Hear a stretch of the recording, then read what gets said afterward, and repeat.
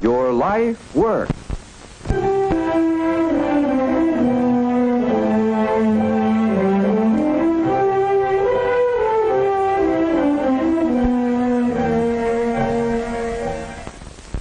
When the white man first came to North America, a great part of the continent was clothed in majestic forests.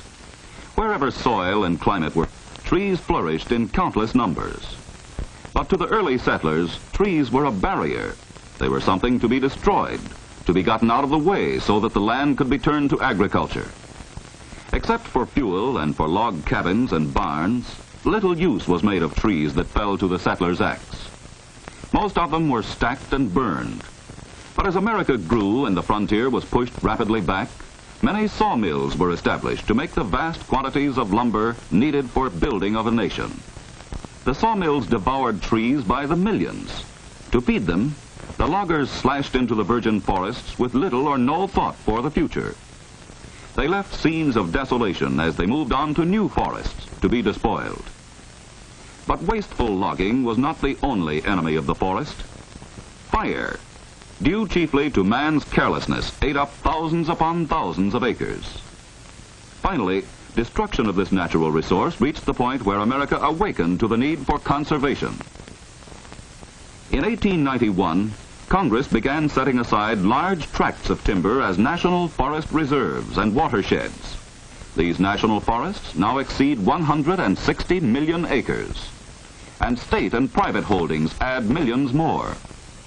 But the fact that some of these tracts are called reserves does not mean that no trees are cut. For trees are like any crop. They must be harvested when mature. Otherwise, they rot away and are wasted. The important thing is to harvest the big trees without killing the young ones, or to leave enough mature trees to reseed the area again.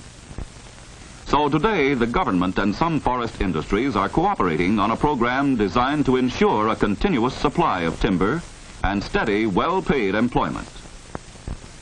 There are nearly 1 million persons engaged in harvesting, processing, and distributing forest products. A comparatively small number of persons are engaged in protecting and managing our forests, and the opportunities for employment are limited.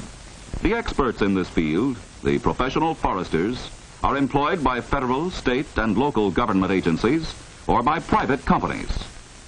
For private employment, college training in forestry is not required, though it is preferred. Permanent government positions are filled by civil service examinations and require college training with at least 2 years of technical forestry subjects.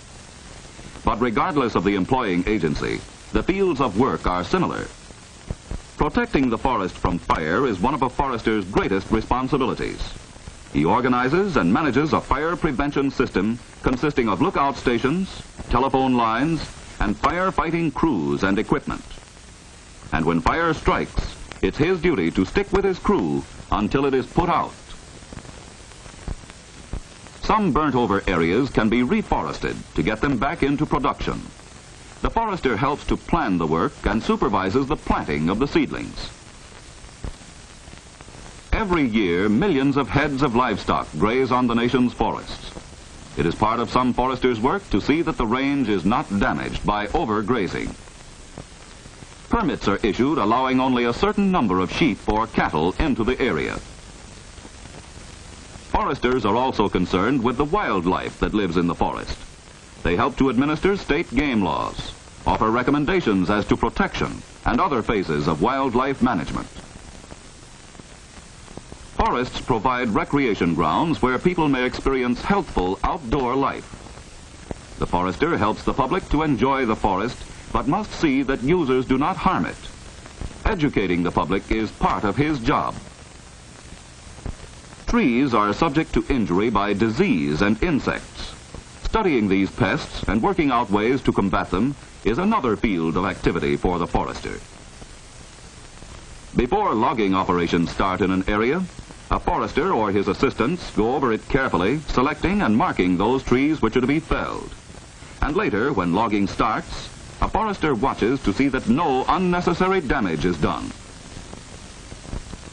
Some foresters do research work with wood products to find new or better ways to utilize them. This work is of great benefit because it means less waste of our forest resources. There are many other occupational duties in professional forestry, but basically they all call for men with certain abilities, interests, and attitudes. To be a forester, you should enjoy outdoor work and be interested in growing things. You must have good health and be ready to endure discomfort and occasional hardships. You must be willing to work under lonely conditions, but also enjoy contact with the public and be able to impress them with the importance of activities requiring their cooperation. And you must attend one of the schools in the United States offering technical forestry courses. Employment in the forest industries for others than foresters covers a wide range of skills and training. In logging, for instance, engineers and surveyors are needed to plan the methods by which the logs will be hauled from the woods to the mill.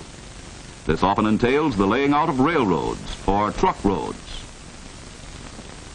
Skilled woods workers, commonly called lumberjacks, do the actual cutting. This is hard work, and it is often carried on in bad weather.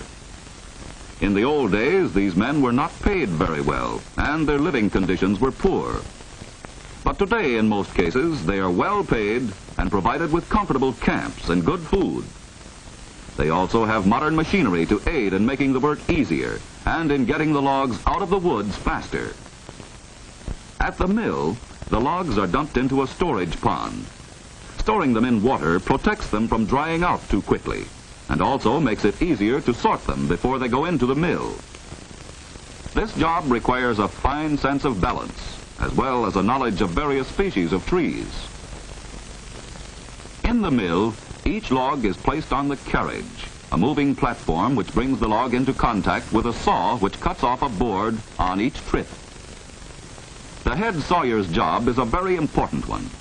He decides the best way to cut each log and signals, indicating the thickness of the board to be cut. The man on the carriage quickly adjusts it, following the instructions of the head sawyer. From the head saw, the boards move to the edger saw, which cuts off the rounded, irregular sides. The trimmer saw operator must make split-second decisions. He cuts each board so that the greatest amount of high-grade lumber is produced. The rough boards come out of the mill on a long conveyor chain and are sorted by men who are trained to recognize different grades at a glance. The freshly cut boards must be carefully dried or seasoned. Sometimes they are piled in a large seasoning yard. This method, known as air drying, requires several months. The modern and faster way is to put the lumber in special kilns, where hot air and steam dry it in a few days. Some seasoned lumber goes next to a planing mill, where it is smoothed and cut to patterns, or is made into special materials such as window frames and doors. The manufacture of plywood is a forest industry that employs many persons. However, work in the mills and in the woods is quite similar to that in lumbering.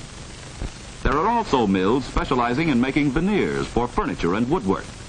Some of these companies use rare woods from all over the world. Then there is the production and processing of pulpwood into paper. This industry uses thousands of skilled workers. In any forest industry, whether it be producing lumber or other products, there are fine positions as superintendents or executives for those who are efficient and have the necessary training or education. But of course, you have to start at a lower level and work up. In the distributing end of the industry, the local building material dealers require many employees. The establishment of a lumber yard of your own would be a fine goal. But you must know the business, have enough capital, and choose a good location. It would be best to work for someone else until you learn the business thoroughly. Thus, the forest industries and the field of forestry offer a great variety of opportunities. However, you must consider the fact that some activities, especially the government agencies, require comparatively few new men each year. If you do go into forestry or one of the industries, you will be part of work that has a future. For the aim of all foresters and far-sighted owners of timberlands is a perpetual supply of products through proper management. It would be well for you to investigate the opportunities in this field. Perhaps employment in forestry or one of the forest industries will become your life work.